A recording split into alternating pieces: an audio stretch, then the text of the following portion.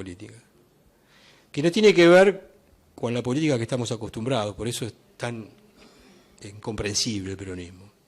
Yo siempre digo a los compañeros que no hay que preocuparse mucho, porque muchas veces cuando empiezo los cursos dicen, sí, pero el peronismo no se entiende. Bueno, nunca una revolución en su tiempo histórico se entiende, o sea, porque está cambiando todo, está cambiando, y el peronismo lo que en realidad está planteando es una nueva forma de representación política, un nuevo concepto de ciudadano, un nuevo concepto de autoridad, un nuevo concepto de gobierno y un nuevo concepto de Estado, o sea que no es poco. Y el tema de organizar, de la organización popular, tiene que ver porque el peronismo lo que en realidad plantea es que las democracias actuales, sí, las de hoy, las de Argentina, por ejemplo, o las de todo el mundo, han demostrado que no están dando respuesta a la envergadura cultural que hoy los ciudadanos tienen. Son estructuras políticas que han sido pensadas para hace 2 siglos, sí, donde los pueblos en general, qué sé yo, el pueblo de la Revolución Francesa era analfabeto. Exacto. No tenía ningún tipo de información, no sabía lo que pasaba a 2 cuadras. Uh-huh.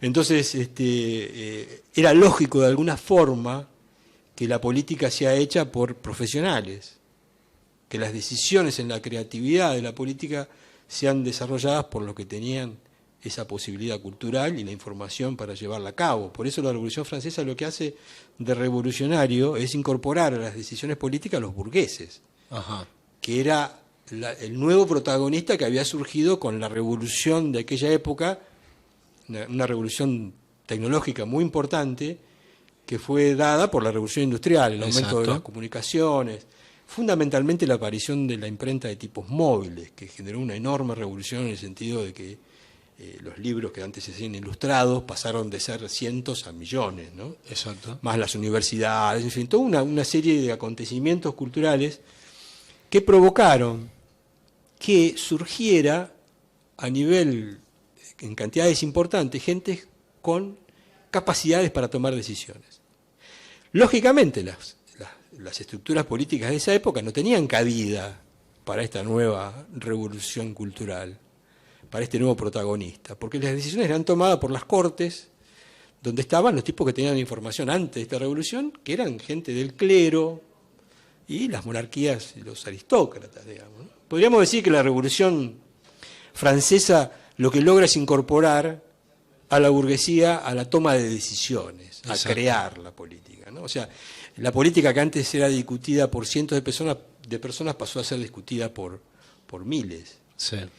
Y lo que ve Perón, porque Perón cae ahí, sus primeros inicios los da en Europa antes de que empiece la guerra, es que se da cuenta que viene otra gran revolución tecnológica que va a generar el surgimiento de un nuevo protagonista, que él lo ve, esta revolución, en la radio y en el cine.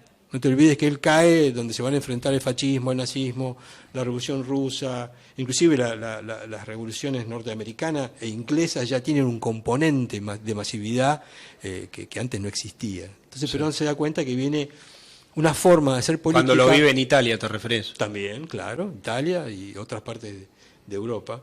Y él dice que en realidad lo que viene acá es un cambio institucional, o sea que las instituciones van a tener que dar cabida a este nuevo protagonismo. Se adelanta a la caducidad de ese sistema. Totalmente. Se adelanta y lo anuncia. No te olvides que Perón es derrotado por el tiempo histórico. Todo lo que él explica no se entiende. Claro. No se entiende. Por eso sorprende mucho. El domingo estaba con una compañera viendo unos videos de Perón. Hace más de 40 años el tipo se adelantaba al Mercosur incluso. Sí. Anunció la caída de Rusia. Lo anunció. O sea, y también anuncia esta crisis que está viviendo el capitalismo, ¿no? Pero básicamente el problema del peronismo es cómo poner en marcha esto, porque vos tenés que incluir, según Perón, los tiempos de hoy, es incluir a la toma de decisiones a millones de personas. Hasta ahora, la creatividad de las acciones políticas están desarrolladas hoy por los profesionales de la política. Exacto. Los dirigentes políticos, por decirlo así, y los dirigentes partidocráticos. Exactamente. Sí, la gente nunca se termina sintiendo partícipe, ¿no? Que demuestra la caducidad de cómo hacer política también. no tiene herramientas tampoco. Porque acá el problema está, y este es el problema del peronismo, si todos tenemos la... Porque ahora lo nuevo es, por eso habla Perón de un nuevo renacimiento, lo nuevo es que lo que se incorpora al protagonismo es toda la comunidad. No se queda nada afuera. O sea, porque primero fueron los monarcas, ponele, después vinieron los burgueses, y siempre había... El poder dejaba afuera a un montón de gente, ¿no? Entonces se generaba lo que podríamos decir como un verticalismo desde el poder hacia su comunidad.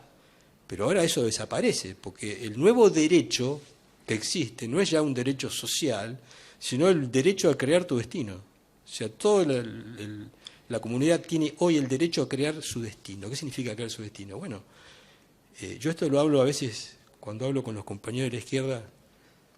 Yo los chicaneo un poco y les digo, para que vos entiendan, Perón pone al pueblo en el lugar de Marx.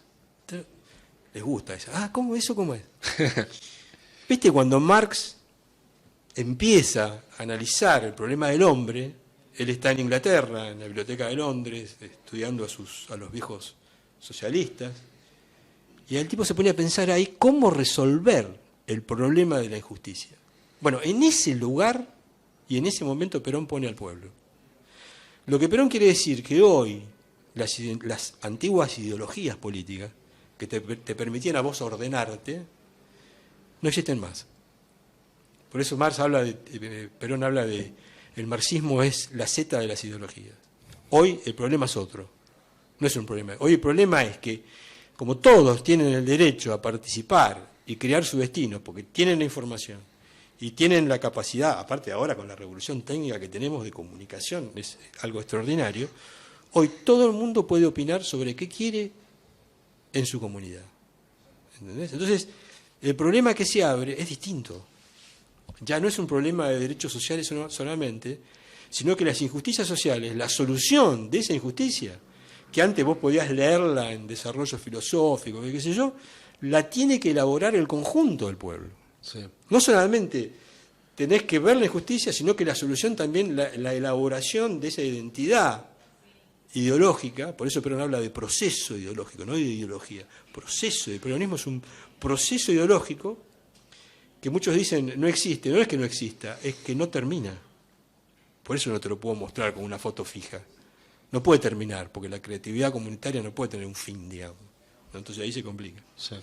Pero bueno, si vos querés, yo lo traje un videito de Perón de 6 minutos, Sí. donde él habla un poco de este tema, que me parece que lo habla bastante mejor que yo. Entonces, si vos querés... Dale.